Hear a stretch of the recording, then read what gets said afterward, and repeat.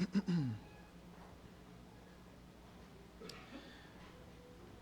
bien, hermanos, gracias a Dios por esta noche, gracias a Dios por cada una de las enseñanzas. Realmente al estar escuchando los temas desde la mañana, el día de ayer, no sé si les pase a ustedes igual, los pastores y hermanos que están tomando pues todas las clases en el día, luego el cerebro explota, ¿verdad? Así como que hay tantas cosas, tantas definiciones, tan poco que entendemos en realidad.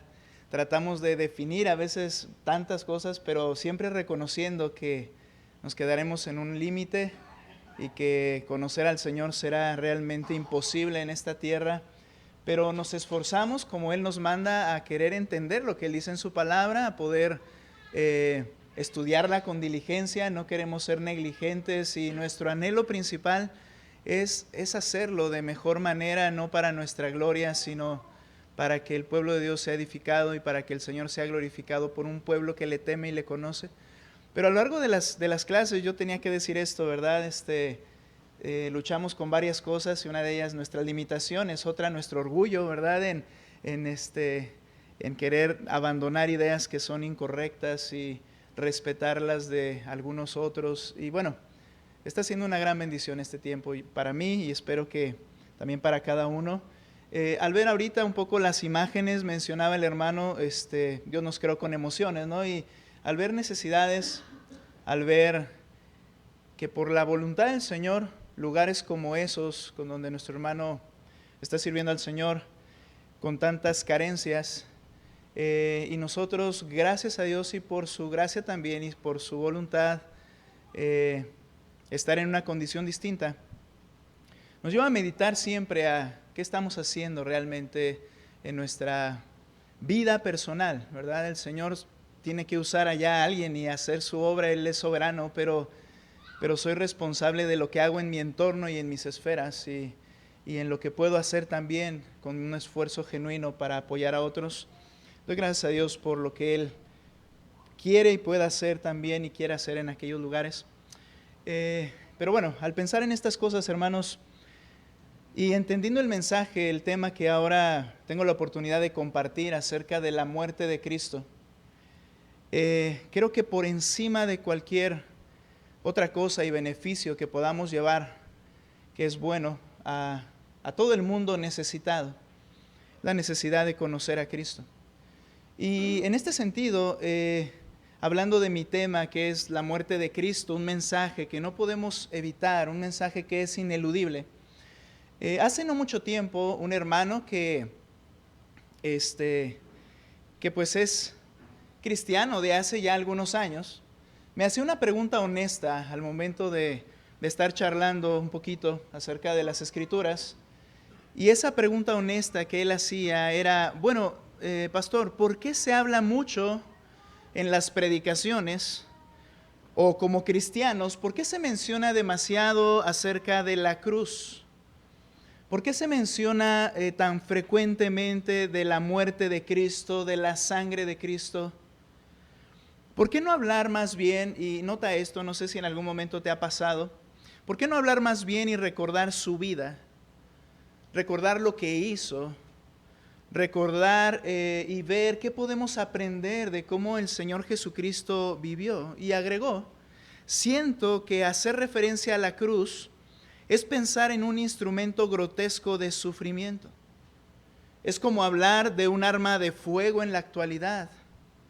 Además, ahora Cristo vive, no está muerto, está sentado en su trono. Ahora bien, nos damos cuenta que ahorita al estar cantando y yo con el tema en la cabeza, ¿verdad? Al ver los cantos y hablamos de la cruz, hablamos de la sangre, hablamos de la muerte, pero este hermano honestamente me decía esto y creo que en un sentido es porque nosotros mismos necesitamos enfatizar y explicar el porqué, el énfasis de la muerte de Cristo. Para muchos quizá pueda ser muy obvio y realmente en el tema que voy a ir desarrollando, si quisiéramos hablar como doctrina de la muerte de Cristo, necesitaríamos hacer un estudio sistemático, cada texto que hay en la Escritura y simplemente será imposible porque, bueno, en un momento, ¿verdad? En una hora o el tiempo que pueda pasar, será imposible. ¿Por qué? Porque hablar de la muerte de Cristo lo vemos desde Génesis a Apocalipsis, completamente. En los primeros capítulos, hablando de que Satanás herirá en el calcañar a aquel que le mataría, habla de esa muerte. Y al final en Apocalipsis hablar del cordero inmolado, habla de muerte. Mi intención no será hacer un estudio sistemático de esta doctrina, pero nos damos cuenta que los propios hombres de Dios que fueron inspirados para escribir el Nuevo Testamento, como el apóstol Pablo, dice cosas como: jamás me acontezca que yo me gloríe, sino en la cruz de nuestro Señor Jesucristo, Gálatas 6:14. En otras palabras, Pablo dice: nunca suceda que yo presuma, que yo alardee de algunas de esas méritos o características judías de las cuales se obtenía mucho beneficio en aquel tiempo.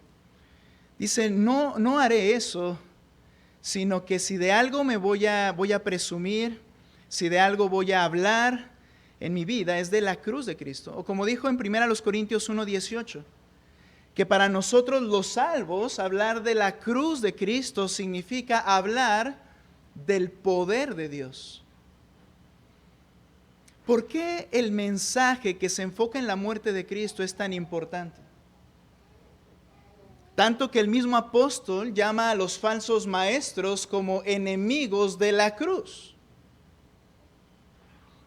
Ahora, a través de un pasaje que conocemos en las Escrituras, que nos hizo favor de leer nuestro hermano Armando, queremos comprender un poco más por qué el mensaje de la muerte de Cristo debe ser central en nuestra predicación. Debe ser central en nuestra evangelización.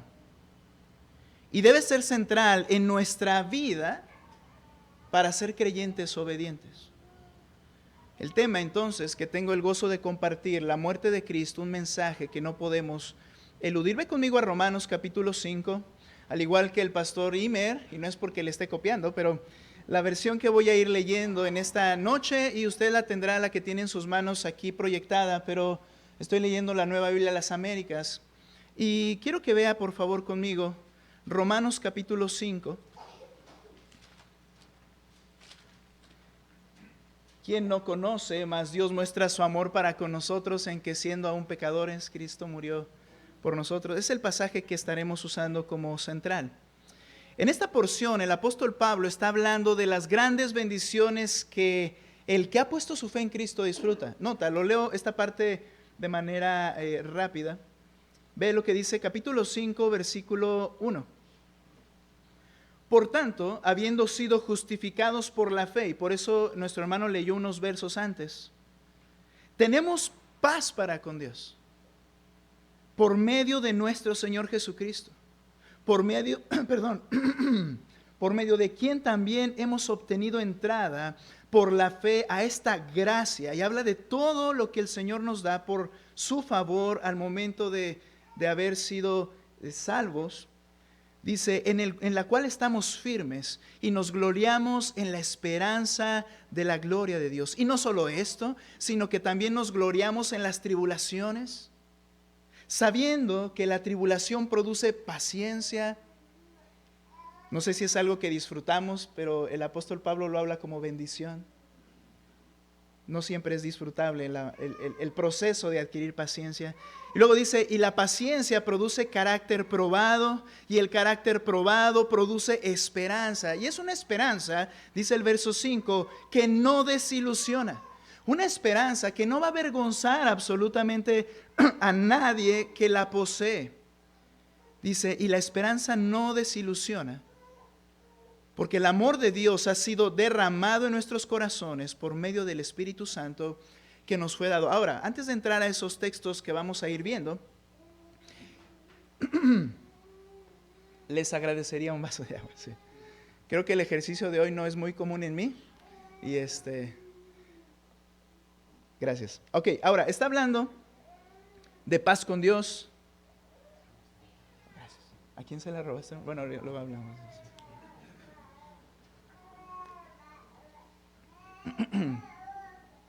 Gracias. Está hablando de paz con Dios, gozo en medio de tribulaciones, Está hablando de adquirir paciencia, de un carácter más íntegro, habla de carácter probado. Habla de una esperanza real que jamás será defraudada por Dios. ¿Cuál es el origen de todas estas bendiciones y toda esta gracia? Como dije, de lo que vamos a hablar aquí quizá veremos 3 cosas solamente. Pero la respuesta es, el origen de todo esto es la muerte de Cristo. Porque es por la muerte de Cristo, en primer lugar, veremos 3 cosas y esta es la primera. Es por la muerte de Cristo que palpé el amor de Dios. Nota por favor lo que dice el versículo 5. Y la esperanza no desilusiona, y aquí viene. Porque el amor de Dios ha sido derramado en nuestros corazones por medio del Espíritu Santo que nos fue dado. La idea es esta. La idea es que el amor desbordante de Dios, un amor que es incontenible por lo inmenso que es, un amor que no puede ser limitado, un amor que es, como entendemos nosotros, se desborda si se intenta contener de alguna manera. Dice que ese amor desbordante de Dios ha sido experimentado por el creyente al recibir el Espíritu Santo.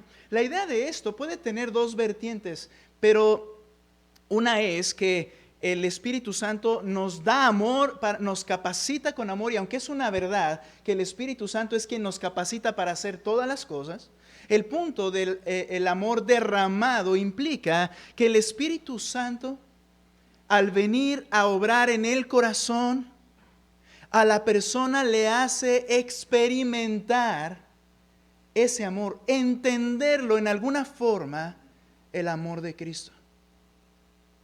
El Espíritu hace que el creyente pueda entender el amor desbordante de Dios a su favor.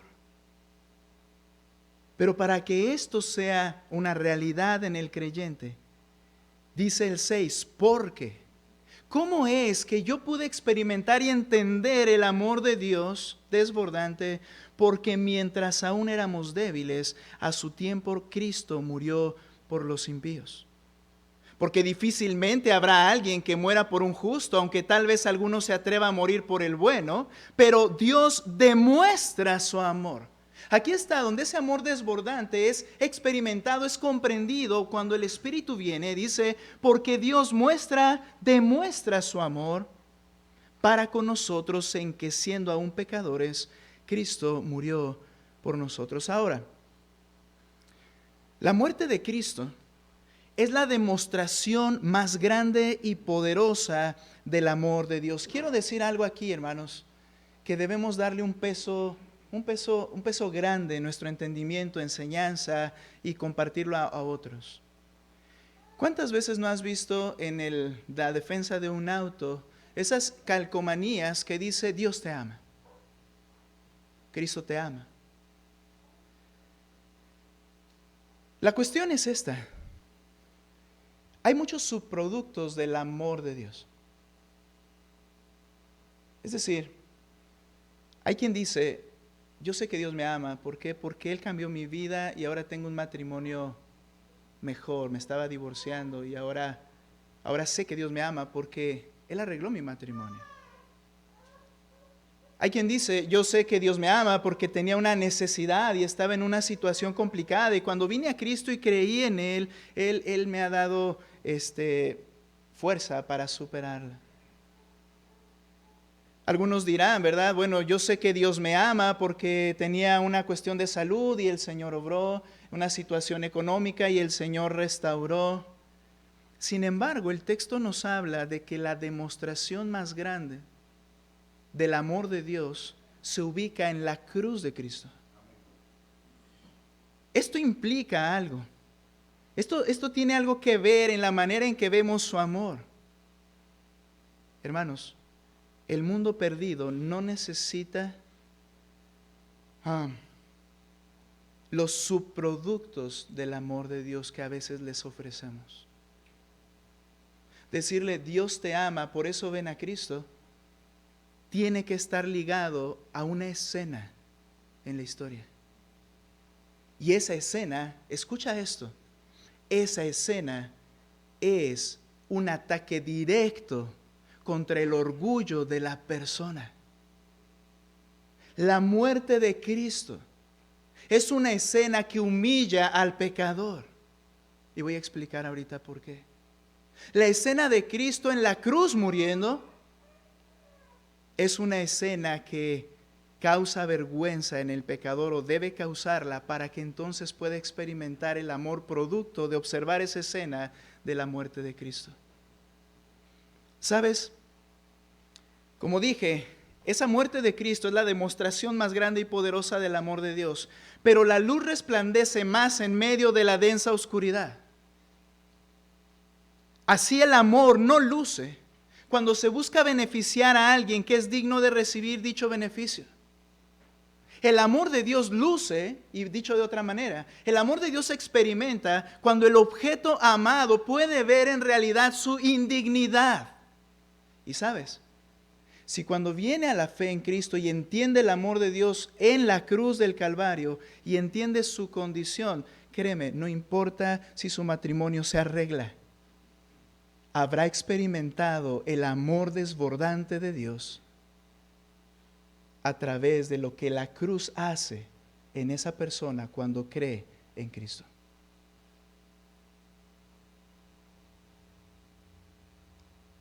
Mira cómo humilla esta imagen, la muerte de Cristo.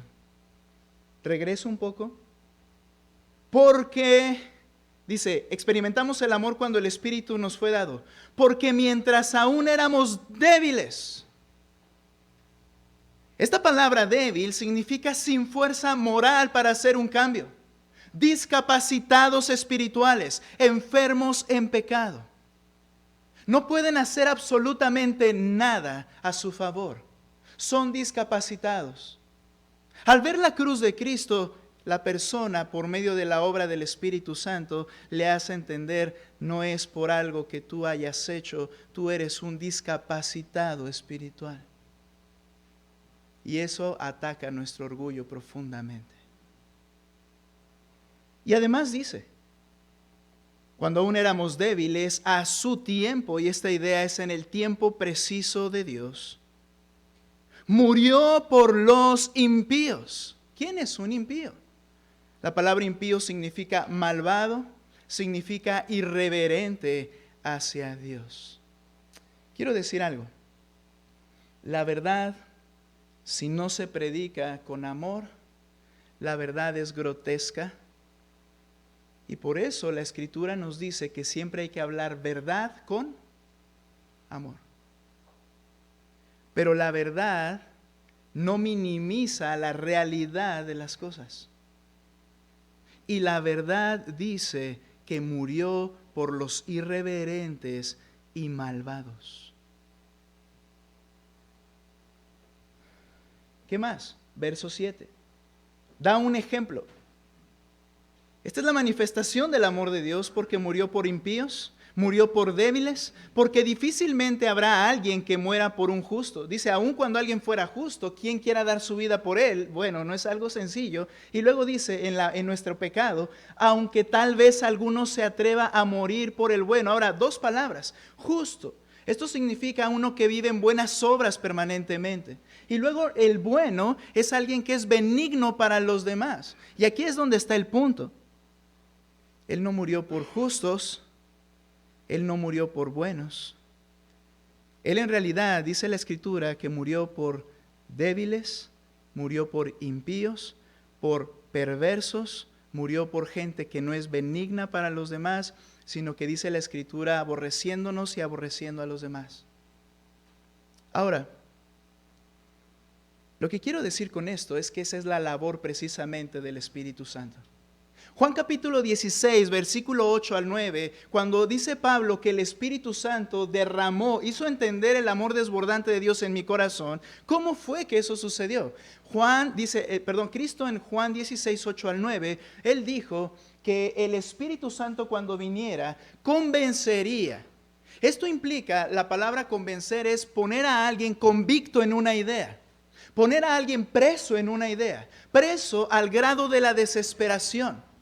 De tal manera que al sentirse preso y caer en desesperación, entonces esa persona, dice el texto, al ser convencido, dice, vendrá a convencer de pecado, de justicia y de juicio. De pecado por cuanto no creen en mí, de justicia por cuanto yo voy al Padre y no me veréis más, y de juicio por cuanto el príncipe de este mundo ha sido ya juzgado. ¿Sí dije bien? Ahora, ¿cuál es el punto en esto? Que solamente aquellos que queden convictos por el Espíritu Santo y estas tres cosas queden claras en su corazón son precisamente los mismos que experimentarán el amor desbordante de Dios. Hay que tener cuidado con la clase de evangelización que hacemos. Si yo le ofrezco los subproductos de Dios, yo la estoy haciendo del Espíritu Santo. ¿Quieres que experimente el amor de Dios desbordante? Deja que el Espíritu le convenza de su debilidad, de su impiedad, de su perversidad. Y vendrá a los pies de Cristo y experimentará el amor desbordante de Dios. Es por eso que la muerte de Cristo es tan importante y central en la palabra de Dios. Es el medio para que palpes el amor de Dios. El amor de Dios entonces queda en evidencia, se muestra, se manifiesta, hace que se palpe a favor de quienes no lo merecen. Dice, mas Dios muestra su amor para con nosotros en que siendo pecadores, ¿qué significa esto? Practicantes del pecado. Cuidado con pedir a las personas, hermanos, que pidamos a nuestra congregación, o bueno, a quienes no son salvos, que abandonen el pecado y vengan a Cristo. Porque el Señor no puso esa advertencia. Él murió cuando aún seguían practicando el pecado. Pero cuando el Espíritu les convence y pueden verse beneficiados entonces por la cruz de Cristo, inmerecidamente ellos experimentarán el amor de Dios. Ahora, por ejemplo, la Escritura nos enseña que Cristo el justo y perfecto fue entregado a la muerte para perdón de esos pecadores. Primera los Corintios 6, 9 al 11, no lo debes olvidar nunca en tu vida hasta que partas a la presencia del Señor. ¿O no saben que los injustos no heredarán el reino de Dios? No se dejen engañar, ni los inmorales, ni los idólatras, ni los adúlteros, ni los afeminados, ni los homosexuales, ni los ladrones, ni los avaros, ni los borrachos, ni los difamadores, ni los estafadores heredarán el reino de Dios. Y esto eran algunos de ustedes, pero fueron lavados, pero fueron santificados, pero fueron justificados en el nombre del Señor Jesucristo y en el Espíritu de nuestro Dios. ¿Estás consciente de que estabas en esta lista, cierto? De aquellos que no podían hacer nada por alcanzar la gloria de Dios. Pero luego les dice, esto eran, pero ya fueron lavados, santificados, justificados en el nombre del Señor Jesucristo y en el Espíritu de nuestro Dios. Gracias a Dios porque su amor resplandece en la oscuridad. ¿Y sabes quién es la oscuridad en esta escena? Nuestra vida pecaminosa. Pablo tenía una oración por los creyentes de Éfeso. Ve conmigo a Efesios capítulo 3, verso 18. Bueno, espera, no te muevas para no perder el tiempo en el buen sentido. Vamos a ver el pasaje aquí proyectado.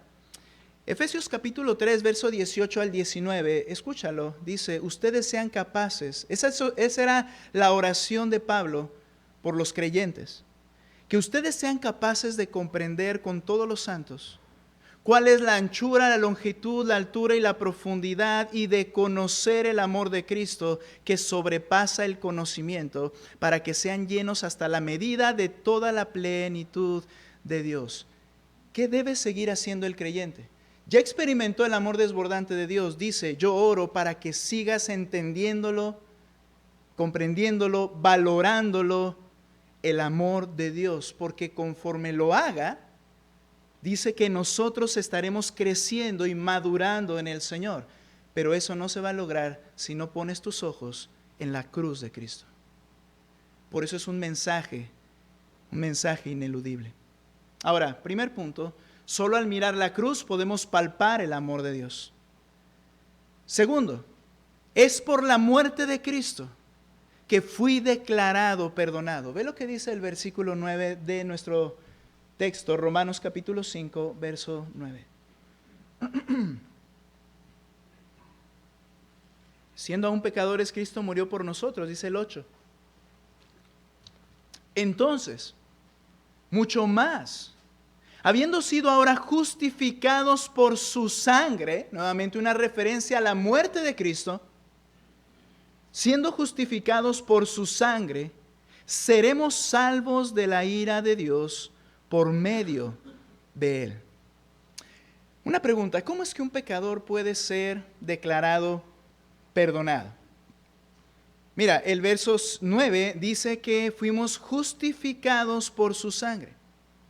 Este acto es que el juez dijo, eres perdonado, ¿ok? Eres libre, ya no hay delito que perseguir, justificado. Y dice el pasaje que es por su sangre. Ahora, nota lo que dice el 5.1. Por tanto, habiendo sido justificados por la fe, tenemos paz para con Dios por medio de nuestro Señor Jesucristo. Es decir, que es por la muerte de Cristo que uno es declarado perdonado, y al compararlo con el 5.1 y dice justificado por la fe, el punto es que para ser declarado sin pecado, perdonado, se requiere poner la fe en la muerte de Cristo como el único medio puesto por Dios a favor de mí, para mi perdón, porque yo soy un pecador que merece el infierno. Tantas veces he oído esto y yo sé que tú también. Para ser perdonado, cree en Cristo. Ven a Cristo.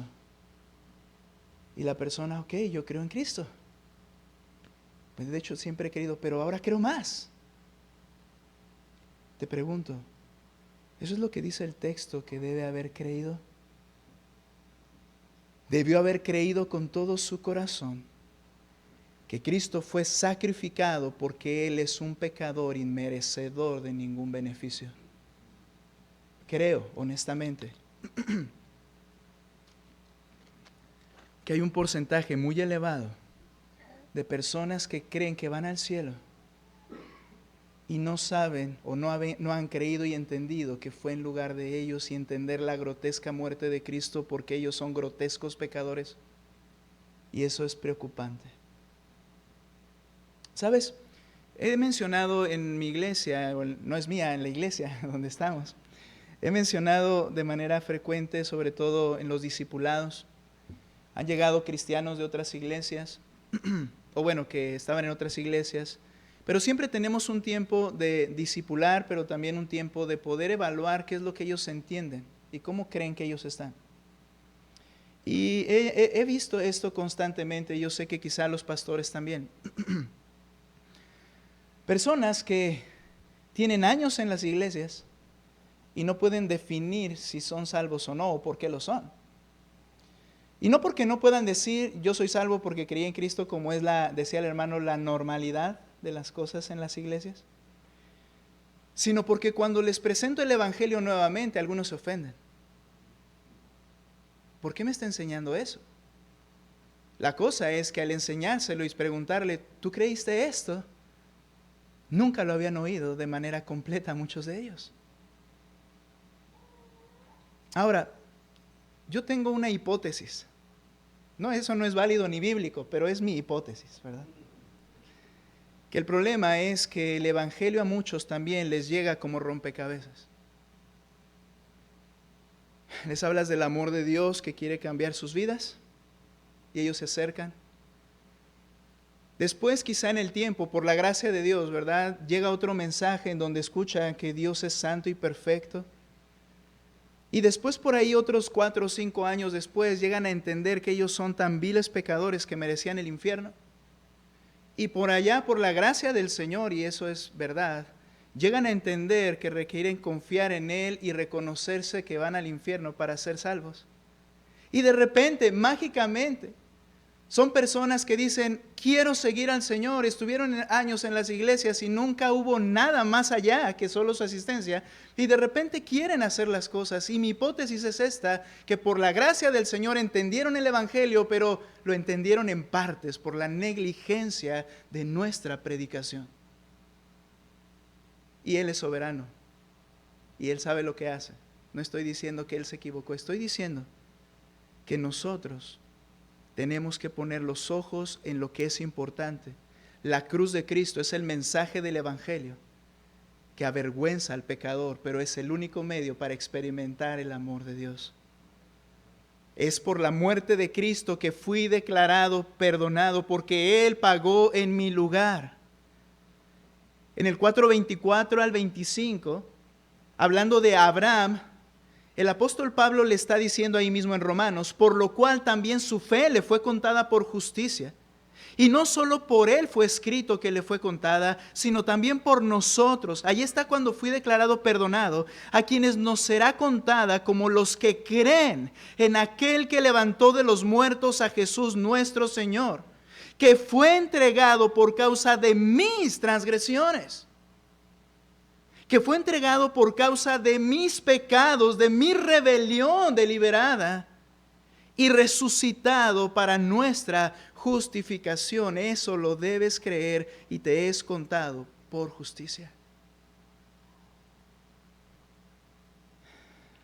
Una hermana recién me decía, yo nunca me sentí tan pecadora, y no fue porque yo le haya dicho.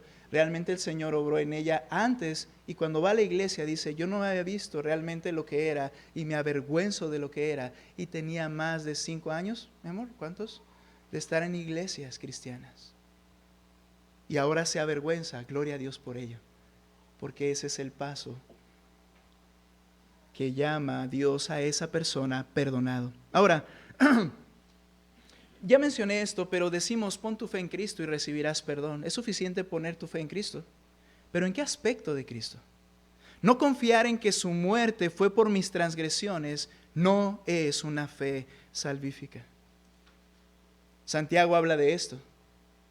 Dice, ¿puede esa clase de fe salvarte? No es una fe salvífica. Y hacemos, como dijo Pablo, vana la cruz de Cristo, porque no tiene sentido a la mente y al corazón del oyente la muerte de Cristo. Si pongo mi fe en Cristo soy salvo y ni siquiera sabe por qué Cristo murió. Hacemos vana la cruz de Cristo por no predicar la centralidad de la muerte de Cristo en el Evangelio. Hermanos, la más grande bendición es ser declarado perdonado. David dijo en el Salmo 32, 1 y 2, cuán bienaventurado es aquel cuya transgresión es perdonada, cuyo pecado es cubierto. Cuán bienaventurado es el hombre a quien el Señor no culpa de iniquidad y en cuyo espíritu no hay engaño. Gracias a Dios por Cristo. Él y nadie más puede cumplir el verso 2. Hombre a quien el Señor no culpa de iniquidad porque en su espíritu no hay engaño. Pero nosotros somos los beneficiarios cuando dice, bienaventurado aquel que Dios ha perdonado su iniquidad. La muerte de Cristo es un mensaje que no podemos evadir porque es donde palpamos el amor desbordante de Dios. Porque la fe puesta en la muerte de Cristo es lo que trae perdón al pecador. Y por último, quiero cerrar con esto. Es por la muerte de Cristo que tengo seguridad. Mira lo que dice ahora, verso 9, la parte B. Lo leo todo, ¿verdad? Para no cortar la idea. Entonces, mucho más, habiendo sido ahora justificados por su muerte, quiero mencionar algo nada más. Si oímos la sangre de Cristo, he oído algunas analogías de decir, una sola gota de la sangre perdona el pecado. El énfasis de la frase no está hablando del líquido que estaba en el cuerpo humano de Cristo. El término la sangre se refiere a la muerte. El término cruz no es que la cruz me salva, sino la muerte de Cristo. Ahora, dice el pasaje, voy a volver a leer. Entonces mucho más ahora siendo justificados por su muerte, por su cruz, por su sangre, seremos salvos de la ira de Dios por medio de él. Porque si cuando éramos enemigos fuimos reconciliados con Dios por la muerte de su Hijo, mucho más, habiendo sido reconciliados, seremos salvos por su vida. Y no solo esto, sino que también nos gloriamos en Dios por medio de nuestro Señor Jesucristo, por quien ahora hemos recibido la reconciliación. Hermanos, la seguridad de que somos salvos de la ira de Dios viene producto de la muerte de Cristo. Ya no hay ira para mí, ya no hay juicio, ya no habrá castigo para mí, porque todo mi infierno, lo dijo alguien, lo recibió Cristo al estar en la cruz. Y eso me da seguridad. Cuando estés pasando por dificultades, incluso cuando peques y recibas disciplina del Señor, no es ira, es un acto de amor si eres salvo. Es un acto de amor porque Él dice en Hebreos capítulo 12, porque al que ama, disciplina y azota a todo aquel que recibe por hijo. Él tiene un compromiso y no lo debes olvidar. Él está comprometido con nuestra santificación. Y si hay algo que estamos haciendo mal, hemos hecho mal y está produciendo en nuestras vidas no santificación, sino lo contrario, Él está comprometido en trabajar en nuestra santificación y ese es su plan. Y va a ser necesario sufrir muchas veces, pero es un acto de amor, no es la ira de Dios. Él ya la cargó en mi lugar. La seguridad, no solo de que no habrá castigo para mí porque Él ya cargó o pagó mi pecado, pero también la seguridad de que Él vive para salvarnos. Nota lo que dice el versículo. ¿Qué se entiende con esto? Cuando dice, mucho más ahora, habiendo sido reconciliados, seremos salvos por su vida. Quiero comparar esto con Hebreos capítulo 7, verso 25. Por el cual, hablando del Cristo resucitado, también es poderoso para salvar para siempre a los que por medio de Él se acercan a Dios, puesto que vive perpetuamente para interceder por ellos. ¡Qué seguridad! Cristo vive con una labor permanente en la gloria, en el trono. Él es mi abogado. Soy limitado y pecador, y tú también, yo sé, pero quizá no vamos a poder entender todo o querer catalogar todo de manera humana, pero lo quiero decir de esta manera. Yo creo que el Padre no tiene necesidad de que le recuerden nada, eso estoy seguro. Pero el hecho es de que Cristo está allí. Y si en algún momento en mi mente humana lo puedo pensar así, en algún momento cuando yo peco y lo hago diariamente, y tú también, cuando yo peco, Cristo dice, perdonado por mi muerte, y esto es permanentemente, hasta el final. ¿Qué seguridad da poner los ojos en la cruz de Cristo? Gracias a Dios porque a través de lo que Él hizo, vive permanentemente para interceder por nosotros. ¿Cómo lo ve Dios? Él lo ve de esta manera. Él dice, has sido perdonado, tienes vida eterna. De hecho, dice la Escritura en Efesios que Él ya nos ve sentados en su gloria. Así lo ve el Señor. Pero ¿cómo lo veo yo? Lo veo como dice Primera de Juan, no vamos a ir para allá, pero lo veo de esta manera. Estoy en esta tierra y peco, y dice, confiesa tu pecado. ¿Y qué dice la Escritura en el capítulo 2, versículo 1? Estas cosas les escribo para que no pequen, pero si alguno peca, abogado tenemos para con el Padre, a Jesucristo el justo. Si confesamos, capítulo 1, verso 9, si confesamos nuestros pecados, Él es fiel y justo para perdonar nuestros pecados y limpiarnos de toda maldad. Es mi abogado permanente hasta el resto de mi vida. Y debo descansar en eso. Ahora, tales garantías por causa de su muerte a nuestro favor nos conduce como a Pablo a gloriarnos en Dios por medio de Jesucristo. Como lo dijo él, solo me glorío en la cruz, en la muerte de Cristo. Si de algo quieres alardear y lo puedes hacer con todo gozo, es que Él pagó por mí. Soy salvo, soy perdonado, soy amado por Dios, soy bendecido por el Señor, porque Él pagó por mí, dice Pablo, de eso me gloriaré hasta el último día. no de mí, no de que haga algo bueno. Pablo lo dijo de esta manera en Efesios 1:3: bendito sea el Dios y Padre de nuestro Señor Jesucristo, que nos ha bendecido con toda bendición espiritual en los lugares celestiales en Cristo. Ese pasaje es sumamente profundo e interesante, que él dice que nos ha bendecido, y es un tiempo en ese verbo de que ya fue hecho. Y cuando dicen los lugares celestiales, no es la bendición en el cielo, es el alcance de su gobierno. Desde su trono en todo lo existente, dice, ha sido y recibido toda bendición espiritual. Y también en Romanos 8:37 al 39 dice el apóstol: pero en todas estas cosas somos más que vencedores por medio de aquel que nos amó, porque estoy convencido de que ni la muerte, ni la vida, ni ángeles, ni principados, ni lo presente, ni lo porvenir, ni los poderes, ni lo alto, ni lo profundo, ni ninguna otra cosa creada nos podrá separar del amor de Dios que es en Cristo Jesús, Señor nuestro. Y la pregunta es, entonces, ¿por qué el desaliento en el creyente?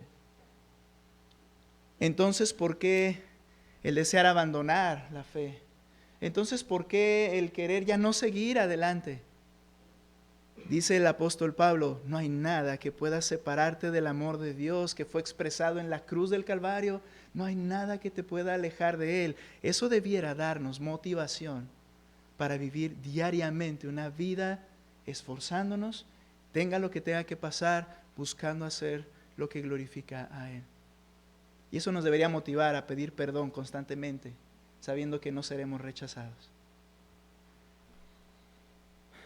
Quiero mencionar y terminar, como Pablo dijo en Gálatas 2:20: con Cristo estoy juntamente crucificado, ya no vivo yo, mas vive Cristo en mí. Y lo que ahora vivo en la carne, lo vivo en la fe del Hijo de Dios, el cual me amó. ¿Cómo? Se entregó a sí mismo por mí. ¿Sabes?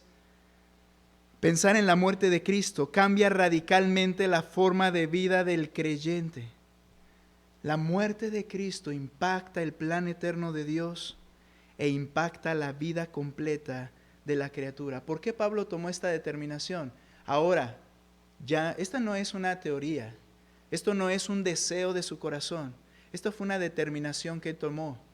Ya no voy a hacer las cosas como a mí me placen, como a Alberto le placen. Bueno, no digo, Pablo lo dijo, como a Pablo le placen. Voy a hacer lo que Cristo le place. ¿Por qué razón? Porque Él me amó y se entregó a sí mismo por mí. Por eso ya no vivo yo. Debe impactar la cruz nuestra vida diaria como cristianos. La muerte de Cristo es el mensaje inevitable, porque la cruz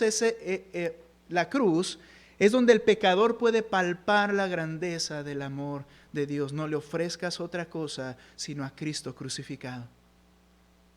Pablo dijo: yo me esforcé en no hablar nada más, sino presentar a Cristo crucificado. Ahora entendemos, no era Cristo crucificado, Él murió, Él murió porque tú eres un pecador.